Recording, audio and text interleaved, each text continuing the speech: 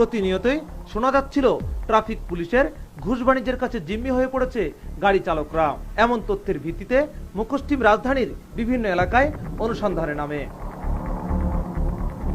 ভোর 4টার দিকে মুখোশ টিম যাত্রাবাড়ি মাছ বাজারের সামনে হঠাৎ করে ক্যামেরায় ধরা পড়ে ট্রাফিক পুলিশ বিভিন্ন গাড়ি থেকে টাকা নিচ্ছে।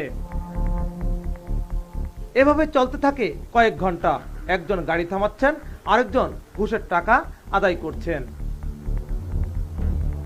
এখন আপনাদেরকে দেখাবো ঘুষের টাকাগুলো ট্রাফিক পুলিশ কোথায় কিভাবে ভাগ ভাটরা করে থাকেন, আর এসব টাকাগুলো কারাই বা পাচ্ছেন। সকাল যখন 8টা বাজে ঠিক তখন দুই ট্রাফিক পুলিশকে একটি ভবনের দিকে আসতে দেখা যায়। মুখোশ টিম তাদের পিছু নেয়। একটি কক্ষে প্রবেশ করে তারা। মুখোশ টিম কয়েক মিনিটের ব্যবধানে দরজার কাছে। দরজা নক করা হয়। অনেকক্ষণ পর দরজা খুললেই পাল্টে যায় চিত্র। দেখা যায় অন্য দৃশ্য।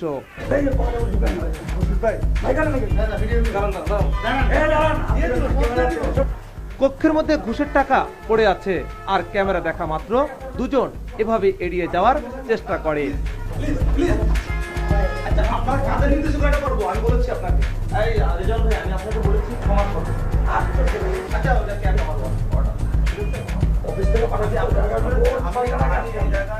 এখন আপনারা নিশ্চয়ই ভাবছেন এটা আবার কেমন দৃশ্য। এখানে শেষ নয়, তাদের পকেট থেকে টাকা বের করে নিয়ে যাওয়া হয় বাইরে। তারপর হয় অন্য ঘটনা। মুহূর্তের মধ্যে চিত্র পাল্টে যায়, পালিয়ে যায় তারা।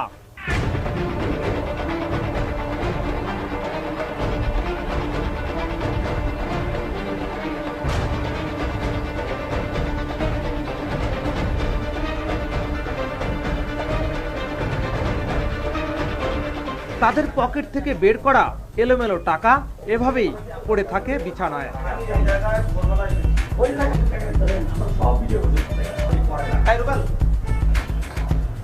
ঘুষের টাকা সহ রাস্তায় বেরিয়ে আসলে টাকা ফেলে এভাবেই দৌড়িয়ে পালিয়ে যায় দুই পুলিশ সদস্য।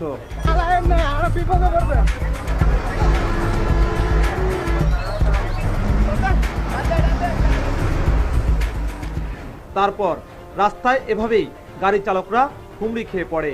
অভিযোগ করতে থাকে ট্রাফিক পুলিশের ঘুষ বাণিজ্যের।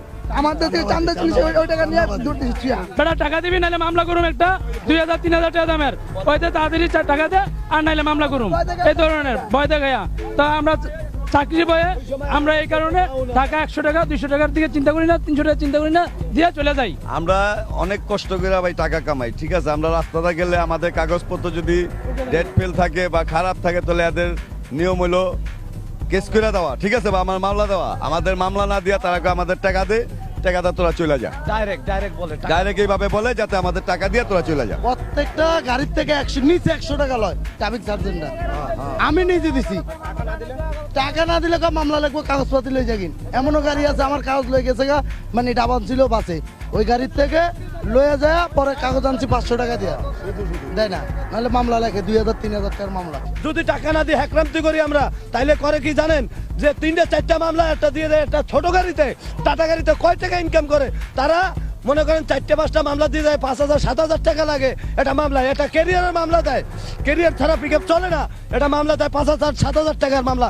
এই মামলা যদি দিলে আমার মহাজনও বাঁচবো না, আর আমিও বাঁচবো না, আমার বউ বাচ্চা নিয়ে না খাই তা লাগে। আমরা ড্রাইভিং লাইসেন্স আছে, গাড়ির কাগজপত্র আছে, আমরা বাড়া মারি, আমরা সামনে লুক করতে পারি না, ঠিক আছে মানছি। আমরা কাছে টাকা খাই, কাগজপত্র দেখাও, মামলা দিয়ে আমরা একটা কুমিল্লা মামলা গাই, আমরা ভাই পুলিশে মামলা দিয়ে দেয়, ধরেন 5000 টাকা 3000 টাকা। কাগজ যদি ভালো থাকে, আপ টু ডেট থাকে, তারপরে তারা হস্তক্ষেপ করে, গাড়ি সাইড কর। অনেক 500 টাকা দেয়, অনেক দেখে আমার রাগে কেস দিছে 10,000 টাকা, আবার গলা থানা নিব। 5000-এর নিচে কোনো গাড়ি ছাড়ে না, গাড়ি দূর দেবো কলান্দরি নামাই লইয়ায়। আবারও নেব ছোট্ট একটি বিরতি, আর ফিরে এসে দেখবো ভয়াবহ তথ্য। আমাদের সঙ্গে থাকুন।